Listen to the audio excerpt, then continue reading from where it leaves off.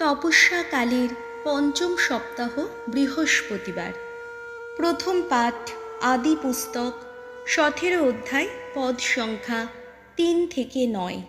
ঈশ্বরের মহা প্রতিশ্রুতি, আব্রাহাম হবেন বহু জাতির পিতা। একদিন ঈশ্বর আব্রাহামের কাছে আবির্ভূত হলেন। আব্রাম মাটিতে লুটিয়ে পড়ে প্রণাম করলেন। তখন ঈশ্বর তাকে বললেন, আমার দিক থেকে এই হলো তোমার সঙ্গে আমার সন্ধি। তুমি হবে বহু জাতির পিতা।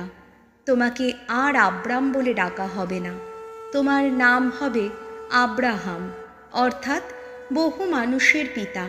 কেননা আমি তোমাকে বহু জাতির পিতাই করে তুলেছি। তোমাকে আমি খুবই ফলবান করে তুলব। তোমার থেকে আমি নানা জাতির উদ্ভব ঘটাবো। তোমার বংশধরদের কেউ কেউ রাজা হবে। আমি আমার এই সন্ধি স্থাপিত রাখব আমার আর তোমার মধ্যে, আর তোমার পরে আমার ও তোমার বংশধরদের মধ্যে। পুরুষানুক্রমে তা স্থাপিত থাকবে। তা হবে চিরস্থায়ী এক সন্ধি। এইভাবে আমি হব তোমার আপন ঈশ্বর, আর তোমার পরে তোমার বংশধরদের আপন ঈশ্বর।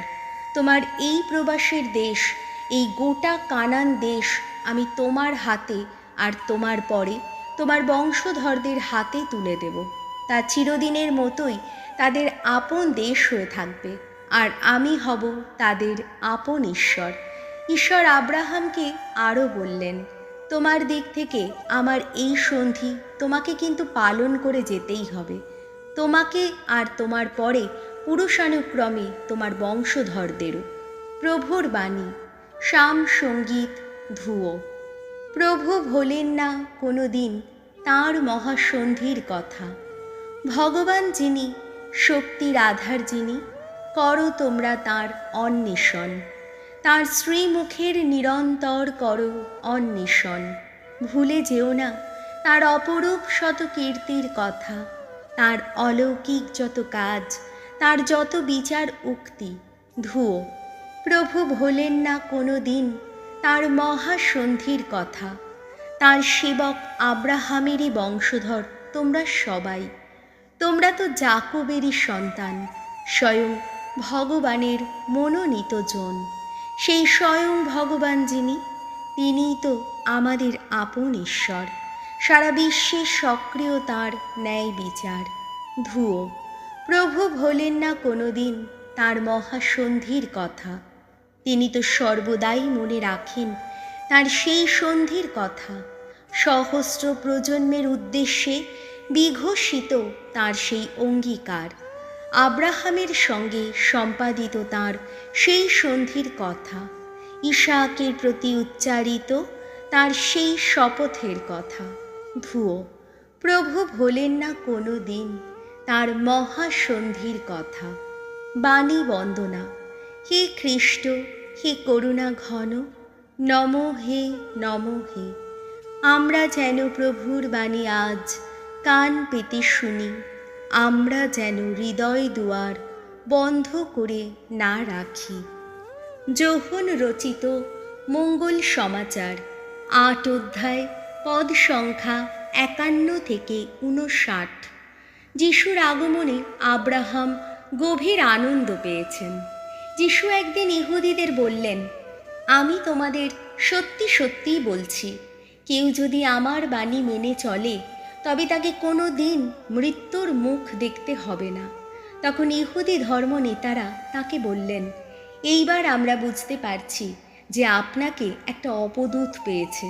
স্বয়ং আব্রাহাম মারা গেছেন, প্রবক্তারাও মারা গেছেন, আর তবুও আপনি কিনা বলছেন কেউ যদি আমার বাণী মেনে চলে তবে তাকে কোনো দিন মৃত্যুর অভিজ্ঞতা পেতে হবে না। আপনি কি তাহলে আমাদের পিতা আব্রাহামের চেয়েও বড়? তিনি তো মারাই গেছেন, আর প্রবক্তরাও তো মারাই গেছেন। আপনি নিজেকে কি বলে দাবি করছেন?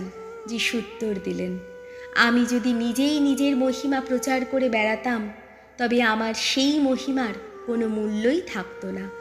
আসলে আমার পিতাই আমাকে মহিমান্বিত করেন। হ্যাঁ, সেই তিনি যার সম্বন্ধে আপনারা বলে থাকেন যে তিনি আপনাদের ঈশ্বর। তাকে আপনারা জানেন না, কিন্তু আমি তাকে জানি। যদি বলতাম আমি তাকে জানি না, তবে আপনাদের মতো আমিও হতাম মিথ্যাবাদী। কিন্তু না, তাকে জানি আমি এবং তার বাণী মেনেও চলি।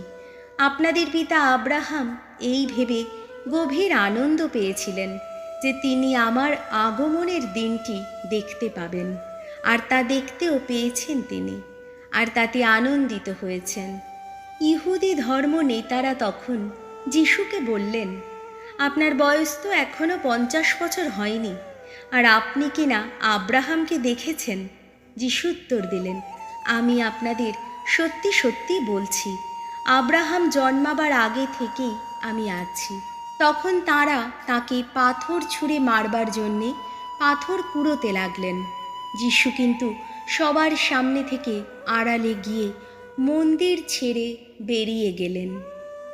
প্রভু যিশুর মঙ্গল সমাচার।